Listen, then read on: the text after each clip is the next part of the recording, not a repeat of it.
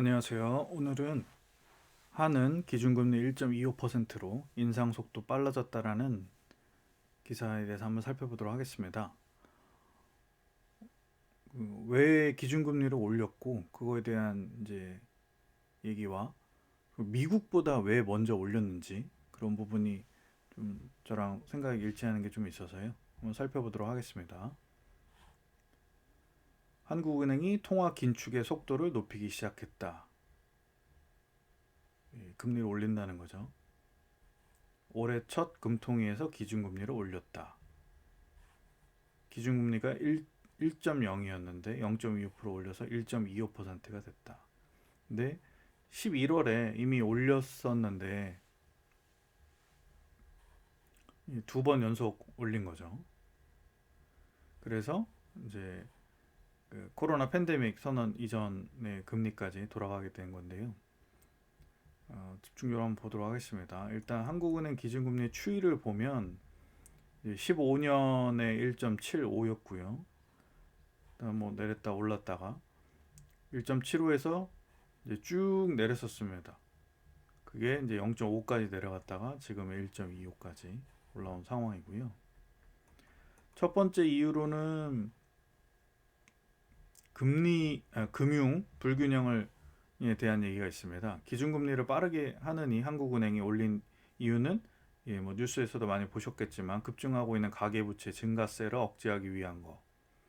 가계 대출 잔액이 이제 1,000조가 넘는 상황에서 뭐 계속 늘고 있고 뭐 둔화되긴 했지만 여전히 이제 증가한다는 거. 그리고 이제 부채가 지속해서 늘어나니까 자산 가격이 이제 상승을 하게 되는데 대표적인 게 부동산 가격이 상승을 했죠. 정부의 이제 대출 규제나 이런 것 때문에 뭐 매매 거래량은 줄었지만 주택 가격은 뭐 아직 상승세다. 뭐 최근에 뭐 약간 꺾였다는 얘기도 있지만 어쨌든 한국은행은 이러한 현상을 금융 불균형으로 정의합니다. 그래서 금융 불균형이 심화되니까 우리나라의 큰 불확실성이니 올려야 한다. 그래서 연속으로 올리게 된 것 같습니다.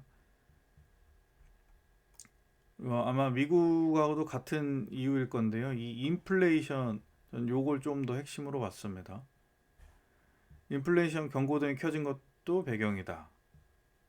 이 소비자 물가 CPI 상승률이 3.2, 3%를 넘었다. 11월, 12월도 3.8, 3.7, 거의 4% 넘보는 실정인데 미국은 6에서 7%대입니다. 거의 6% 후반. 뭐 우리나라보다 좀 더 심한 상황이죠. 물가가 오르는 거를 심플하게 보면 원자재 그 최종 가격이 나오기 전에 가장 이제 기본이 되는 원자재 가격이 뭐 올라서죠. 그리고 뭐 올랐다 내렸다 이러한 급등락이 또 반복되는데 불안한 가운데 이제 소비는 그래도 살아나고 있습니다. 뭐 아직 오미크론 변이가 있지만 리오프닝에 대한 기대감도 크고요. 오프라인 활동이 좀 더 커지겠죠. 그래서 물가 상승률을 억제하기 위해서라도 기준금리 인상 카드를 꺼낼 수밖에 없었다라는 이건 뭐 미국하고도 같은 의견이죠. 미국은 아직 안 올렸지만 이 이유를 들어서 미국도 올리려고 합니다. 그리고 우리나라 입장에서는 안타깝게도 이 상황이 상당히 중요합니다. 미국이 이르면 올해 3월부터 정책금리를 인상하며 당초에는 6월로 예상했는데 3월부터 올릴 수도 있다라는 얘기도 있죠. 그러니까 결국은 긴축에 나설 건데 우리나라 입장에서는 미리 올려서 방어를 한다 이런 논리입니다. 미국 연준 의원들이 이제 더 빠른 속도로 기준금리를 인상해야 한다. 이제 자기네들 그러니까 뭐 자산 테이퍼링 이제 종료하고 6월부터 이제 인상에 나설 것으로 했는데 이번 의사록에 의하면은 3월부터 정책금리 올릴 수도 있지 않을까라는 이제 예상입니다. 아직은 뭐 실제 봐야겠지만 미국의 현재 정책금리가 매우 낮죠. 이 상황에서 올린다는 거고요. 우리나라 입장에서는 이 부분도 상당히 중요합니다. 아무래도 자산은 미국이 많이 몰려 있으니까요. 그럼 국내 외국인 유입 자금이 미국으로 빠져나갈 가능성이 크죠.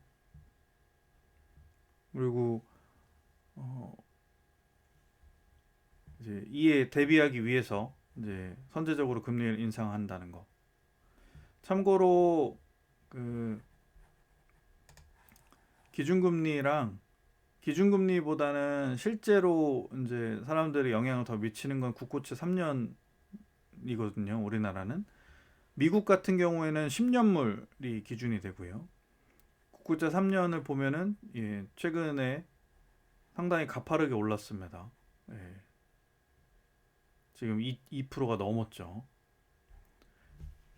그리고 미국 같은 경우에는 1년을 보면 그 작년에도 2월 말부터 해서 이제 쭉 4월 예, 초까지 이렇게 급등하던 구간이 있었는데 그러다가 또 완만히 내려오다가 뭐 한 번 또 급등했다 뭐 이런 흐름이 있었습니다. 근데 가장 최근이 또 급등을 했습니다. 요 최근 올해 들어서 보면 1.5대에서 지금 1.8 예, 정말 순식간에 너무 많이 오르다 보니까 기술주들 나스닥 중심으로 기술주들이 많이 급락한 모습이 있고요.